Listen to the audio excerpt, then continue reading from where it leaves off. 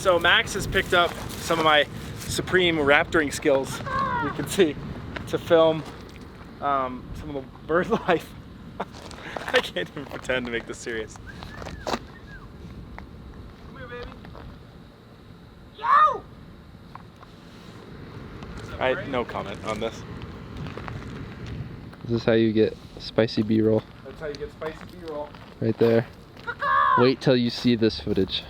Ever since I was a little boy, the backyard has always been an exciting place to play. When I moved to Wyoming, the backyard became a wild, untamed realm of endless adventure. I'm Sean Parker, and this is Bighorn Mountain Country. What are we doing, Max? I don't know. I don't really know. Sean said to meet him at the coffee shop. We'll see what kind of harebrained scheme he's cooked up. Episode 2, The Great American Road Trip. Okay. I don't want to blow this out of proportion, but this is legitimately the single greatest road trip in America. Single greatest one-day road trip. Okay. I don't know if you can see any of this right now. We're going to like do a cut to the map, but Sheridan, we're going to go through Dayton, up Highway 14. We are going to hit Porcupine Falls, one of the great, not really hidden gems, pretty popular, but people love this one. We're going to hit that up. Then we're going to cruise on up to Bighorn Canyon National Recreation Area. We're going to spy on some wild horses. We're going to check out the bighorn sheep that have eluded us for far too long. We're going to make it down to the Aerial Museum of Flight, just outside of Grable. Then we're going to go to Devil's Kitchen. We're going to see Chimney Rock. We're going to cruise on home through 14. Good. Ambitious. When are we getting back? One day trip. This one-day trip will take 3 days. All right. Cool. Well, horses and sheep are good. Horses, sheep, waterfalls. Devil's Kitchen is really Devil's cool. Kitchen is amazing. Museum of Flight is really cool. Waterfalls. What waterfalls? Porcupine Falls. Right. That's first destination. Want to get a coffee? Yeah. If we're filming, I'll take black. If not, give me something really fancy. Mocha frappuccino. Samoa cold brew? I'll take that. That sounds great. Coconut coffee. Thank you. So here we are, about 12 miles from town, from Sheridan. We're just about to come into Ranchester on Highway 14, get off on one of our scenic US byways. We'll go through Ranchester, then Dayton, and we'll be on up the mountain.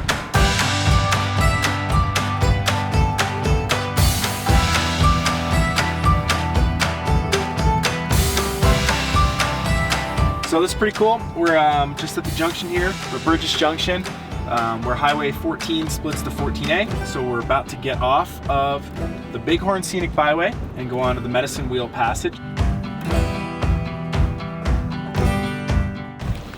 What are you doing, Max? Getting a shot of this moose. Why are you whispering? We don't really have to whisper. It's pretty far away. Come.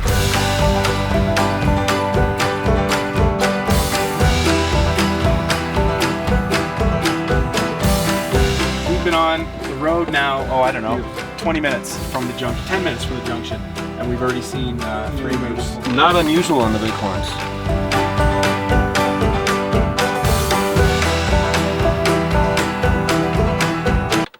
Porcupine Falls. So, yeah, it's just kind of right there.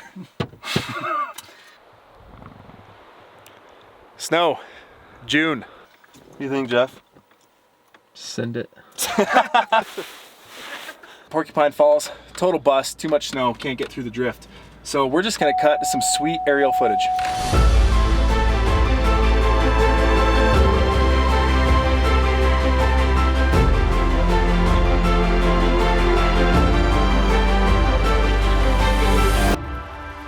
We are cruising down Highway 14, we've passed Medicine Wheel, we've started dropping.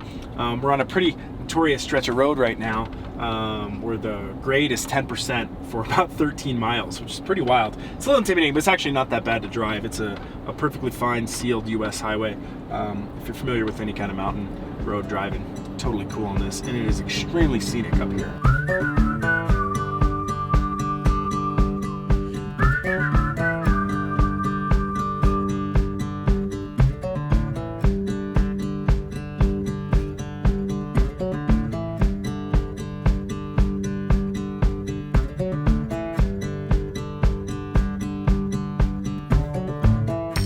So we are coming down Highway 14A. We are descending into the Bighorn Basin.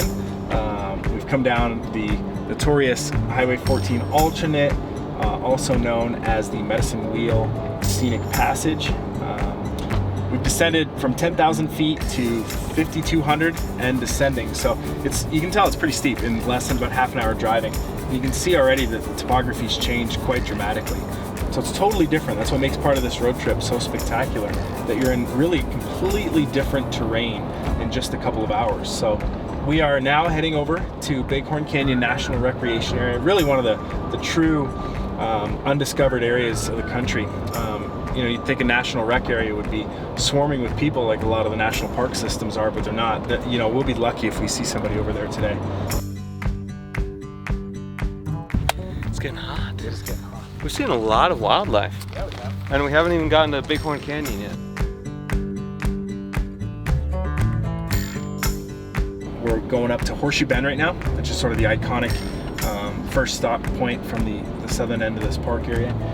After that, we're going to go check out some of these hoodoos, and then we're going to go look for some of the wild horses in the Bighorn Mountain range. Wait till you see this.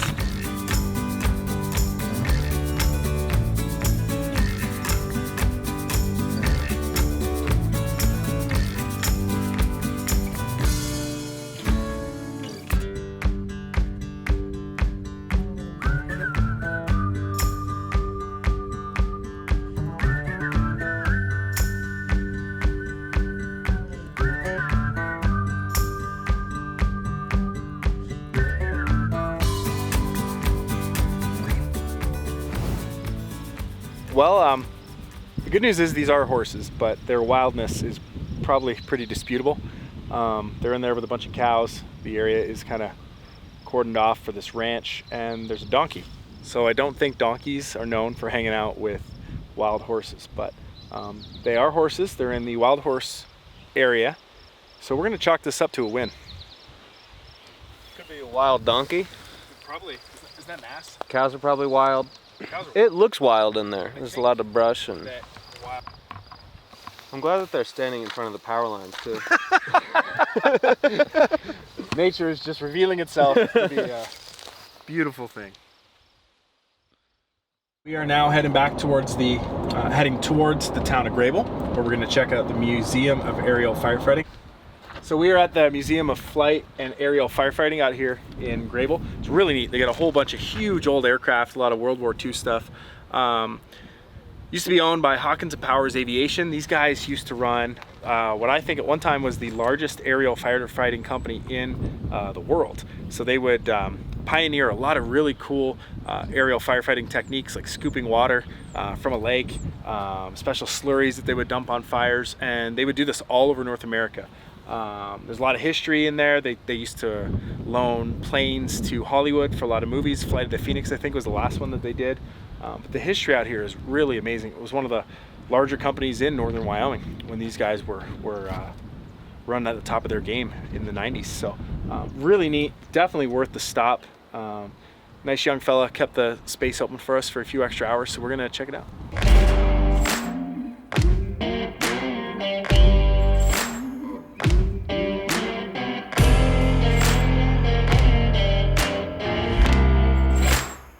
Okay, I'll walk up to it like this and I'll turn and go, hey! Okay? Okay. Are you filming? Yep. Can you see the flag? Mm-hmm. Hey! Ready? I'm ready. Hey!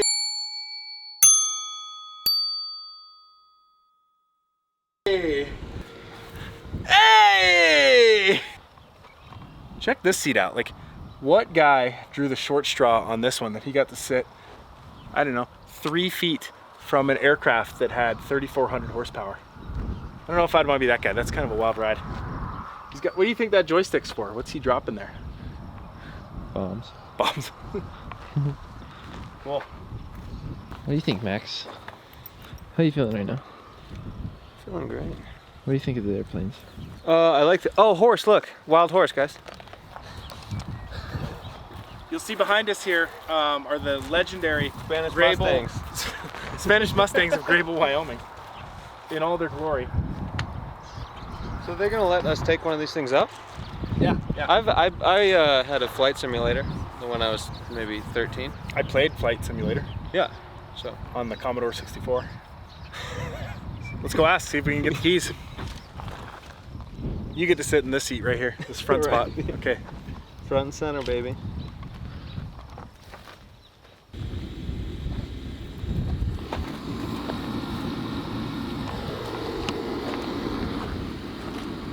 Okay, we're leaving Max.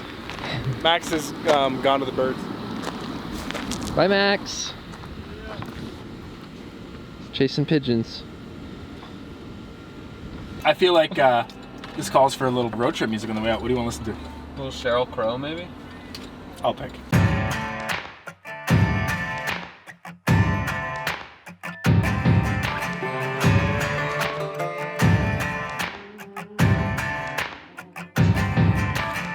I love this place.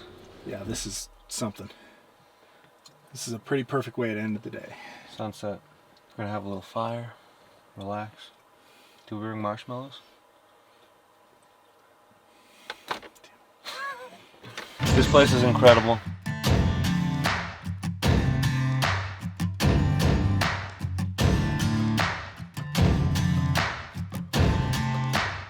Loop has been incredible. Ending it this way, we've got an hour and 45-minute drive back over the Bighorns to Sheridan, where we're pretty much guaranteed to see some wildlife.